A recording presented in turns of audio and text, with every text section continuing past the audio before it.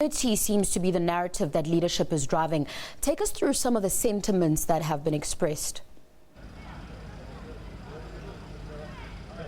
Well, absolutely. The build-up to this conference has been quite a difficult one for the ANC, and there's been divisions, as a result of the contestation that we've seen with the oppositions.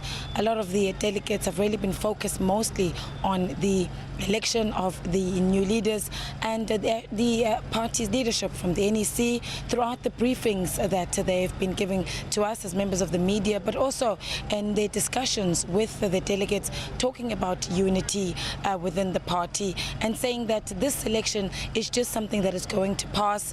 Contestation is something that is normal within the ANC, but that it should not divide the members. They've emphasized the ANC national chairperson, who opened the conference yesterday. She emphasized unity in the ANC. We also heard that from the Deputy Secretary General, Jessie Duarte, as well, many other NEC leaders that have been here at the conference, as well as the President. He spoke a lot on unity and the divisions, and saying that divisions are going to cost the ANC, and that the members or the delegates need to look beyond this conference. In fact, what the President spoke about, he said that conferences like this for the organization are a period where they should take stock of what they are doing. They should decisions that are going to better the lives of the people that they are here. They have been sent by their respective communities with the hope that they're going to come up with decisions that, when implemented, are going to better the lives of the people of KwaZulu-Natal. Ayanda, voting was supposed to take place this afternoon. Why has it been delayed, and when can we expect the process to be completed?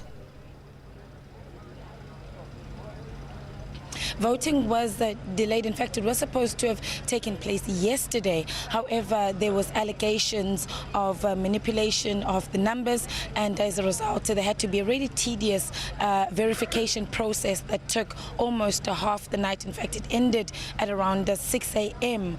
Early this morning, where they had to do a head count of the delegates and remove those that we understand had somehow been able to make their way into the conference.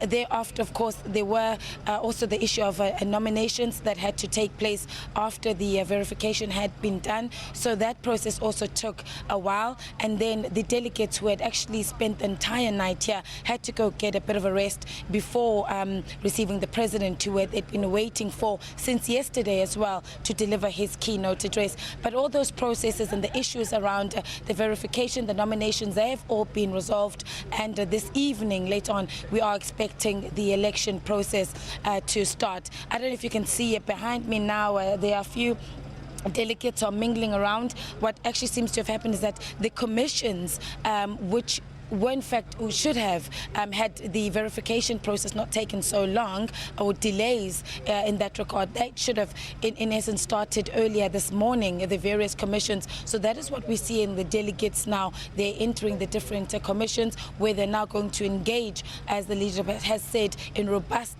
discussions around policy issues. Once they have concluded, we understand, these commissions, they will then go back to the main hall, where then the voting will then take place. Another outstanding matter is that of the nominations of the additional members of the PEC, and that is another process that is, of course, is yet to follow. We'll have to leave it there. Thank you very much for the updates, Ayanda. That was our reporter Ayanda Mhlongo in Pietermaritzburg, giving us the latest from the ANC's provincial conference.